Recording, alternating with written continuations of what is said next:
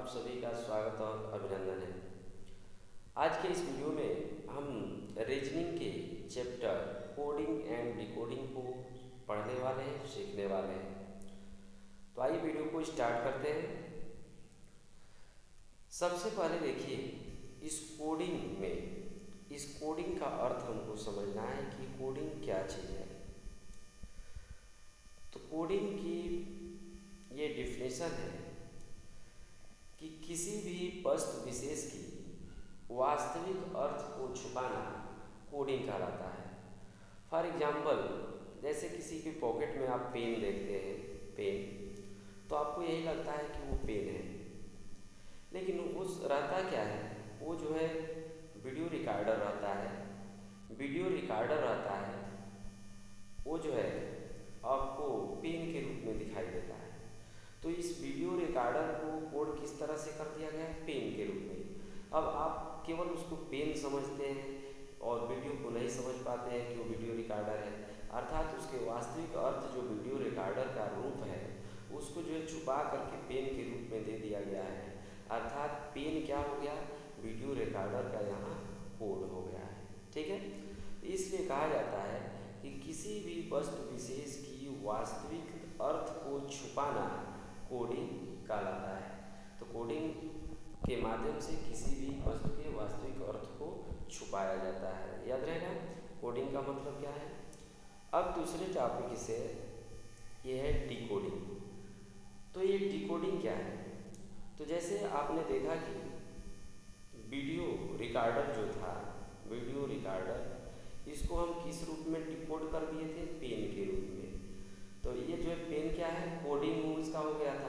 लेकिन किसी भी वजह से अगर आप ये पता लगा लेते हैं कि नहीं ये पेन नहीं है, यह वीडियो रिकॉर्डर है, वीडियो रिकॉर्डर है, तो जब आप पेन को देखते ही वीडियो रिकॉर्डर समझने लगते हैं तो कहा जाता है कि आप जो है इस पेन का डिकोड कर दिए हैं, यानी कि डिकोडिंग करके समझ गए हैं कि वो वीडियो रिकॉर्डर है, पेन नहीं है।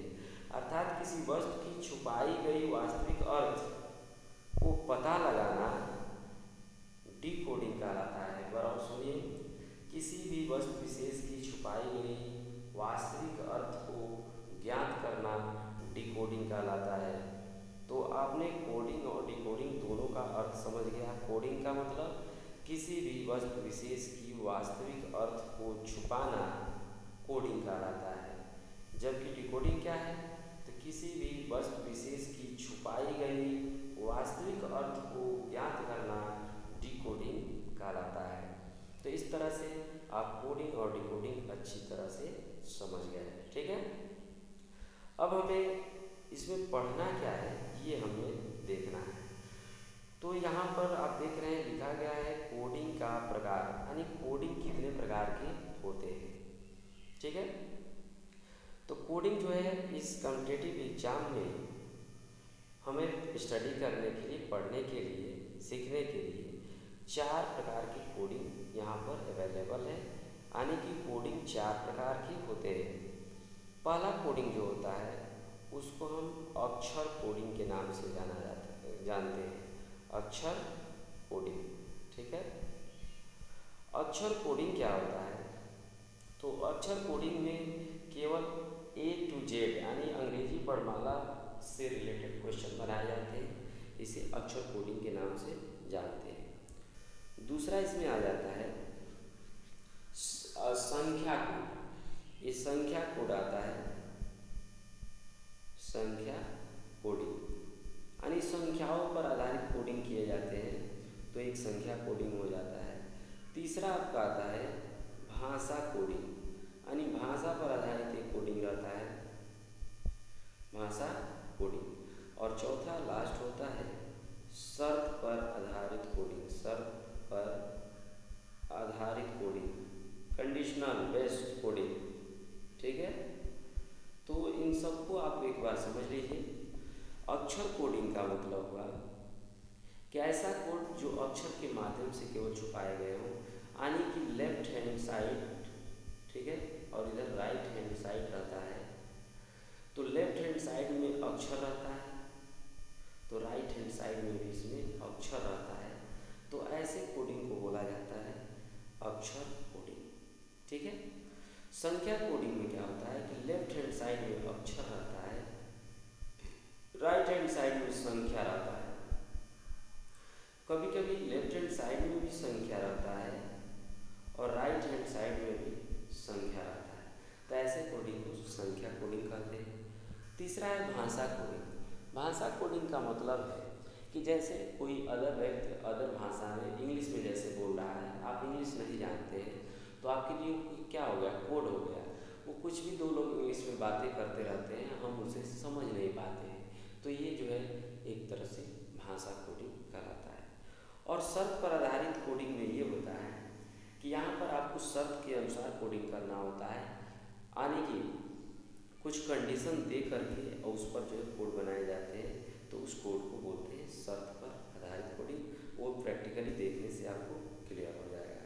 तो कोडिंग कितने प्रकार के होते हैं, 4 प्रकार के आपने इस टॉपिक में सीखा। कौन कौन से, अक्षर कोडिंग, संख्या कोडिंग, भाषा कोडिंग और शर्त पर आधारित कोडिंग। ठीक है, तो आइए अब चलते हैं आगे की। कोडिंग के प्रकार को समझ लिए। अब इसमें सबसे पहला आप देख रहे हैं अक्षर कोडिंग। अक्षर कोडिंग की पहचान क्या है, कैसे जानेंगे कोई कोड देखकर कि अक्षर कोडिंग है। तो देखिए, किसी भी कोड में एक लेफ्ट हैंड साइड रहेगा और तुरंत एक राइट हैंड साइड रहेगा। अगर अक्षर लेफ्ट हैंड साइड में आपको केवल अक्षर दिख रहा है और राइट हैंड साइड में भी अक्षर ही दिख रहे हैं, तो आपको ये क्लियर कर लेना है कि ये अक्षर कोडिंग का सवाल है। अब सवाल ये बनता है कि अक्षर कोडिंग की सवाल जब हम करेंगे तो कैसे करेंगे, इसके लिए क्या हमें नॉलेज होना चाहिए। तो यहाँ पर मैंने लिख कर आप लोगों के लिए रखा है कि अक्षर कोडिंग से संबंधित कुछ आवश्यक जानकारी। आपको अभी बताए कि अक्षर कोडिंग का कोई भी क्वेश्चन A to Z अंग्रेजी वर्णमाला पर आधारित रहेगा। तो आपको पता है कि A to Z अंग्रेजी वर्णमाला कितने होते हैं, 26 होते हैं। दूसरा चीज़ ये जान लीजिए कि इसमें स्वर और व्यंजन, वॉवेल एंड कॉन्सोनेंट होते हैं। इसमें स्वर 5 होते हैं। कौन कौन, A, E, I, O और U, और बाकी 21 जो है कॉन्सोनेंट होते हैं। तीसरी चीज़ ये जानना है आपको कि हमको ये याद करना है कि A = 1 इसका फ्लैश वैल्यू, B = 2, C = 3, ये सारी चीज़ें हमको कंठस्थ करना है, तभी जाकर हम कोडिंग का सवाल, अक्षर कोडिंग का सवाल फराटेदार लगा सकते हैं। तो इसको याद करने के लिए यहाँ पर एक ट्रिक बनाया गया है जो आपको समझ लेना है। ई ज्योति ये लिखा गया है। देखिए, ई जो है अंग्रेजी वर्णमाला में 5 पर है, J 10 पर है, O 15 पर है, T 20 पर है और ये Y है ज्योति में, Y जो है 25 पर है। आप 5-5 का इंटरवल देकर याद कर सकते हैं, 5, 10, 15, 20, 25, E J O T Y।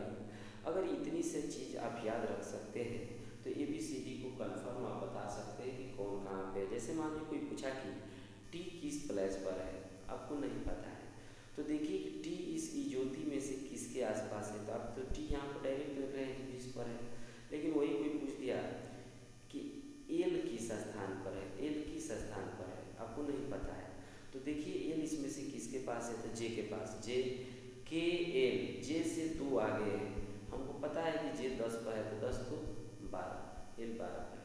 कोई पूछा कि X किस स्थान पर है, तो X के करीब कौन इसमें दिख रहा है, Y, X Y 25 पर है, तो X किस स्थान पर हो गया, 24। तो हमें आशा है आप सारा ABCD आप ऐसे थोड़ा सा एडजस्ट करके बता सकते हैं। जैसे मान लो कोई पूछ दिया S किस स्थान पर है, तो S के करीब कौन है, T, ST, T 20 पर है, तो S किस स्थान पे 19 पर है। तो इस तरह से आप ABCD को बता सकते हैं। फिर भी कुछ अंक हमेशा के लिए आपको अक्षर मेमोराइज करवा दे रहा हूँ जो कभी नहीं भूल पाएंगे। जैसे मान लीजिए कोई पूछता है कि एज किस स्थान पर है, तो एज को इस तरह ज्वाइंट कीजिए। देखिए क्या बोल रहा है, 8 बन गया, तो आपको एज दिखाई देते ही 8 दिखाई देने लगेगा। ये आई देखिए कैसा दिख रहा है, 9 जैसे, तो आई देखते ही आपको 9 याद आ जाएगा, आई जो है 9 पर है। ये के देखिए, के ये दोनों टेढ़ा वाला जो ये चीज़ दिख रहा है उसको सीधा कर 11 यानी 11 पर है। इस तरह से आप समझ सकते हैं। ये एम देखिए, एम कैसा दिख रहा है, 3 जैसा, लेकिन 3 पर तो होगा नहीं, 3 पर तो सी रहता है, इसलिए समझ लीजिए 3 के बाद 13 आता है 3 जैसा, तो एम 13 पर है। डब्लू देखिए, डब्लू भी फिर 3 जैसा दिख रहा है, लेकिन 3 पर है नहीं और 13 पर भी नहीं है, तो अब इसके आगे 23 दिखता है 3 जैसा, तो डब्लू किस पर है, 23 पर है। तो इस तरह से HIKMW 5 तो इसी तरह आपको याद हो गया। शुरू के ABCD ये 5 हुए ऐसे याद है, 5 5 10 हो गया। लास्ट के XYZ 24 25 26 से आपको याद हो गया। तो कहने का मतलब 26 अंग्रेजी वर्णमाला है, इसमें 10 15 तो आपको जबानी याद हो गया, बाकी के लिए आप ज्योति का इस्तेमाल कर लीजिएगा, आप आसानी से कर सकते हैं। ठीक है, अब इसमें आपको एक चीज़ और जानना है, अपोजिट लेटर।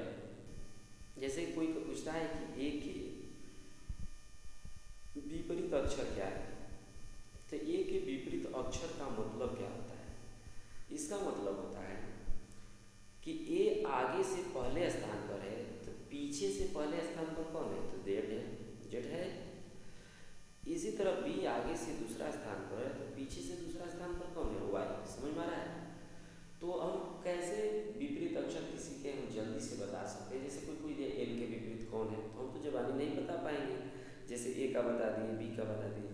तो ऐसे के लिए एक ट्रिक देखिए, इसको कहते हैं एड फॉर 27। कैसे देखिए, ए 1 पर है और जेड जो है आपको पता है 26 पर आता है, इन दोनों को जोड़िए, देखिए क्या आ रहा है, 27 आ रहा है। बी 2 पर है और वाई आपको पता है 25 पर आता है, 25 2 क्या हो रहा है, 27, इसीलिए इसको कहते हैं एड फॉर 27, यानी जिन दो अक्षरों का जोड़ 27 आ जाए वो विपरीत अक्षर कहलाता है। तो जैसे हमसे कोई पूछा कि एल के विपरीत क्या है, तो हमको पता है कि एल जो है 12 पर है, तो सोचिए कि 12 में क्या जोड़े कि 27 हो जाए, तो 15 पर क्या है, तो ओ, तो एल के विपरीत क्या हो गया, ओ। इस तरह से आसानी से आप बता सकते हैं। जैसे कोई पूछा कि एम के विपरीत क्या है, तो एम 13 पर है, सोचिए 13 में क्या जोड़े कि 27 हो जाए, तो 13 14 27 होता है। इसका मतलब कि एम के विपरीत कौन हुआ, आपका एम का विपरीत 14 हुआ, 14 को क्या है, एन है। इसी तरह देखिए टी के विपरीत क्या है, तो टी बराबर 20 होता है, 20 में 7 जोड़ने पर 27 हो जाएगा, 7 को क्या है, जी, तो टी के विपरीत क्या हो गया, जी। इस तरह से आप विपरीत अक्षर भी आप आसानी से बता सकते हैं। ठीक है, तो आज जो है आप ये सब चीज़ें बढ़िया से A to Z याद कर लीजिए, विपरीत अक्षर निकालना सीख लीजिए। ठीक है, क्योंकि हम लोग जो है नेक्स्ट वीडियो में अगर पढ़ेंगे तो कंप्लीट अक्षर कोडिंग एक बार पढ़ेंगे, ताकि वो कंप्लीट आपको समझ में आ जाए। तो आज मैं थोड़ा ही इसमें पढ़ाने का प्रयास किया हूँ, जो है नेक्स्ट डे मैं मिलने वाला हूँ, जिसमें पूरा अक्षर कोडिंग एक साथ आपको क्लियर कराऊँगा। तो इसी के साथ इजाज़त दीजिए, धन्यवाद।